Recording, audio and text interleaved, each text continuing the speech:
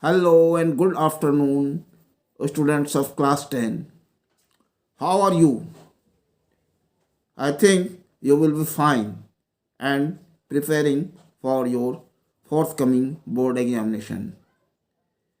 As I am always reminding you that you are the senior most students of St. Mary's School and your bright future is waiting you.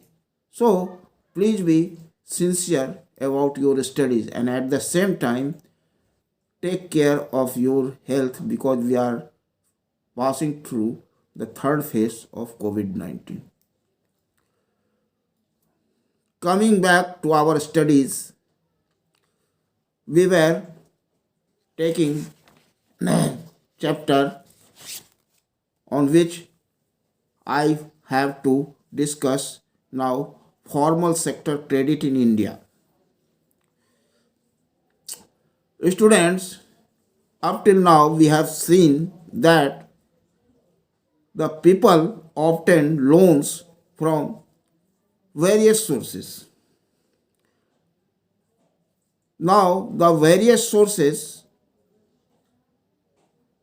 through which the people take loans can be conveniently classed into two types of groups. First is formal sector loans and second is informal sector loans. The formal sector loans include banks and cooperatives.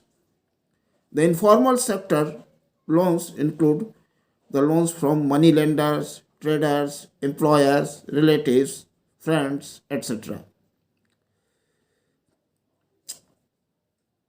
As you will see in the graph 1 of your textbook, you will see that the various sources of credit to rural households in India.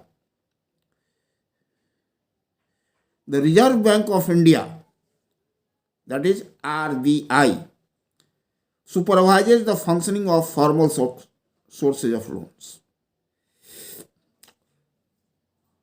How does the Reserve Bank of India supervise the functioning of formal sources of loans? I am giving you one example which is given in your textbook as well. We have seen that the banks maintain a minimum cash balance out of the deposits they receive. Now the RBI monitors the banks in actually maintaining cash balance. Similarly, the RBI sees that the banks give loans not just to profit-making businesses and traders, but also to small cultivators, small-scale industries, to small borrowers, etc. Periodically, also, the banks have to submit information to the RBI on how much they are lending, to whom, and what interest rates, etc. Now I come to the informal sector. Regarding informal sector, there is no organization which supervises the credit activities of lenders in the informal sector. So they have the freedom to lend at whatever interest rate they choose. There is no one to stop them from using unfair means to get their money back.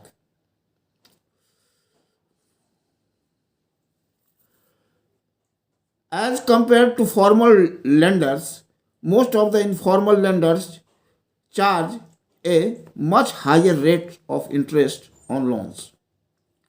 Thus, the cost to the borrower of informal loans is much higher.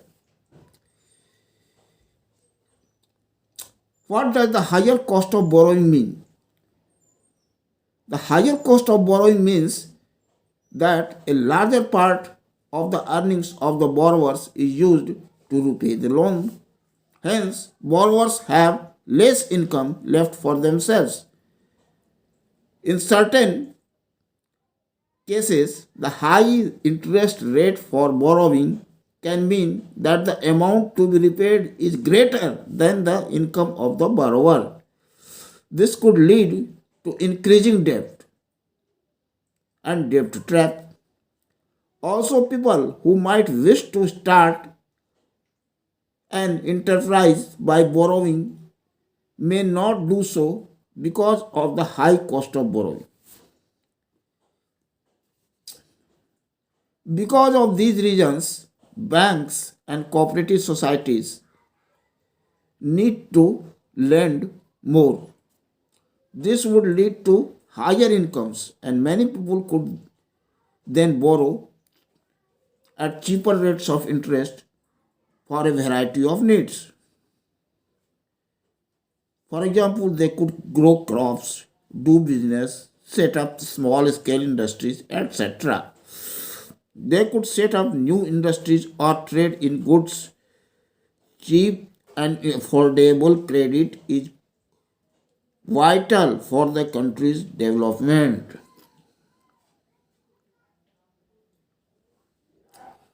Now I come to the formal informal credit. Who gets what? Refer to graph 2. What does graph 2 shows? The graph 2 shows the importance of formal and informal sources of credit for people in urban areas. The people in urban areas are divided into four groups. From poor to rich, as shown in figure, you can see that 85% of the loans taken by poor households in the urban areas are from informal sources. When we compare this with the rich urban households, we find that only 10% of their loans are from informal sources. That is, the loans of the richer sections are only 10% of the richer sections get loans from informal sources, while 90% get loans from formal sources. A similar pattern is also found in rural areas. The rich households there are availing cheap credit from formal lenders, whereas the poor households have to pay a large amount for borrowing. Now, what is the meaning of, or what does this suggest? First, the formal sector still meets only about half of the total credit needs of the rural people. The remaining credit needs are met from informal sources. Most loans from informal lenders carry a very high rate of interest and do little to increase the income of the borrowers. From this, we conclude that banks and cooperatives have to increase their lending, particularly in the rural areas, so that the dependence on formal sources of credit reduces. Only thereby their economic conditions of the poor would improve. Secondly, while formal sector loans used to expand, it is also necessary that everyone receives these loans. At present, what is seen that it is the richer households who receive formal credit, whereas the poor have to depend on the informal sources. So it is important that the formal credit is distributed more equally and equitably so that the poor can benefit from the cheaper rates of interest of these loans.